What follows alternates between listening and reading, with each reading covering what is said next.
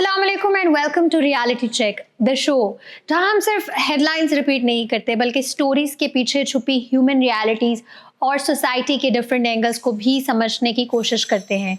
आज के एपिसोड में हम ऐसी दो कहानियां एक्सप्लोर करने वाले हैं जो जिंदगी के बिल्कुल मुख्तलिफ पहलू दिखाती हैं। एक तरफ ऐसी रियल लाइफ स्टोरी जो बिल्कुल फिल्म जैसी लगती है, एक बच्चा जो पहाड़ियों में अकेला छोड़ दिया गया और फिर सालों तक भेड़ियों के साथ जंगल में जिंदगी गुजारता रहा, और दूसरी तरफ एक ऐसी इंस्पायरिंग जर्नी जहां एक ब्रिटिश पाकिस्तानी वुमन अपनी मोटर बाइक पर लंदन से लाहौर तक लंबा सफर तय कर रही हैं, सिर्फ एडवेंचर के लिए नहीं बल्कि एक स्ट्रॉन्ग मैसेज के लिए भी कि अगर औरत इरादा कर ले तो मंजिल दूर नहीं हो। तो चलिए शुरू करते हैं आज का एपिसोड। सबसे पहले चलते हैं स्पेन की तरफ, जहां एक ऐसी कहानी सामने आती है जो इंसान और नेचर के रिश्ते को बिल्कुल नए अंदाज में सामने लाती है। एक लड़का जो दुनिया भर में स्पेन के हकीकी मोगली के नाम से मशहूर हो गया। A boy abandoned in the mountains grows up with wolves and later finds the human world harder to understand than the wild. Spain का हकीकी मोगली। कभी सोचिए कि अगर एक बच्चा जंगल में अकेला रह जाए तो क्या होगा, और सोचिए अगर एक बच्चा सालों तक जानवरों के साथ जिंदगी गुजारे तो वो कैसा इंसान बनेगा। ये कहानी है मार्कोस पेंटोजा की, जो दुनिया भर में स्पेन के मोगली के नाम से मशहूर हुआ है। उसने 12 साल भेड़ियों के साथ जंगल में जिंदगी गुजारी, एक बचपन जो अचानक बदल गया। मार्कोस का बचपन स्पेन के एक गरीब इलाके में गुजरा। जब वो सिर्फ 3 साल का था तो उसकी माँ का इंतकाल हो गया। उस दिन से उसकी ज़िंदगी बिल्कुल बदल गई। कुछ अरसे बाद उसके वालिद उसे पहाड़ों में लेके गए और वहाँ छोड़ दिया। वहाँ एक बकरी चराने वाला आदमी था जो उससे काम सिखाता था, लेकिन कुछ वक्त बाद वो भी चला गया और 7 साल का बच्चा जंगल में बिल्कुल तन्हा रह गया। जंगल ने उसे जिंदा रहना सिखाया। शुरू में मार्कोस बेरीज और जंगल के फल खाकर जिंदा रहता था, और फिर आहिस्ता आहिस्ता उसने जानवरों को देखकर सीखा कि क्या खाना है और कैसे सर्वाइव करना है। उसने जानवरों को देखकर सीखा कि कौन सी चीज खानी है और कौन सी नहीं।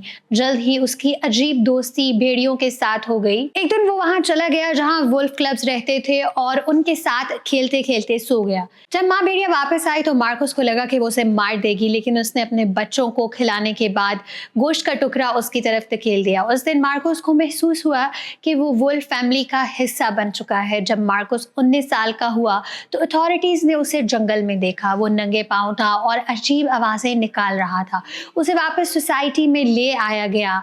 इंसानी दुनिया उसको मुश्किल लगी। लोगों को लगा उसकी जिंदगी बेहतर हो जाएगी, लेकिन मार्कोस के लिए सबसे मुश्किल था शहर का शोर, गाड़ियों की आवाज और लोगों का रश उसे डराता था। मार्कोस का कहना था कि लोग चींटियों की तरह हर तरफ भागते रहते हैं।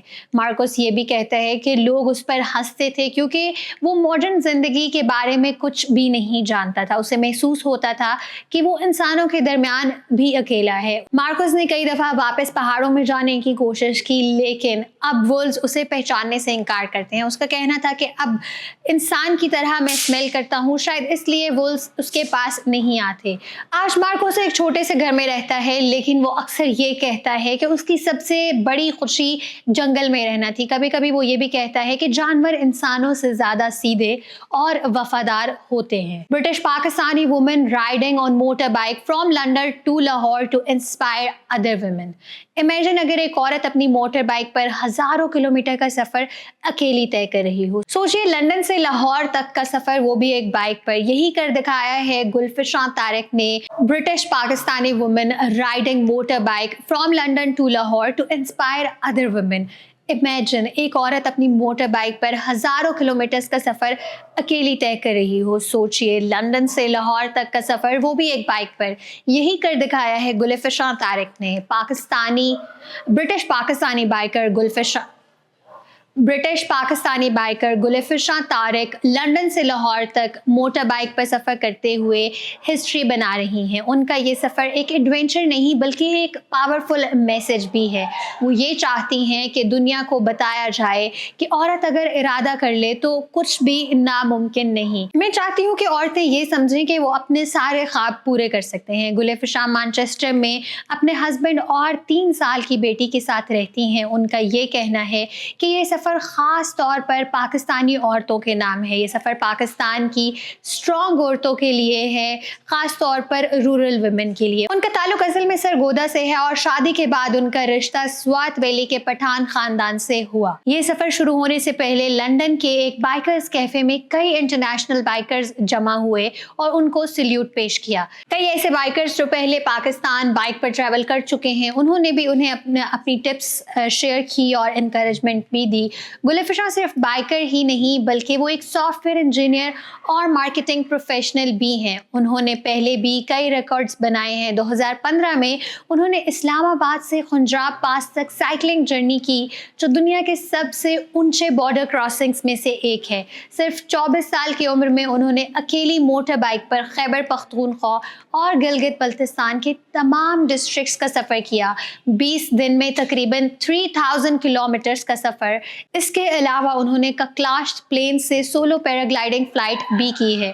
ان کا کہنا ہے کہ انہیں سفر کا شوق اپنے والد سے ملا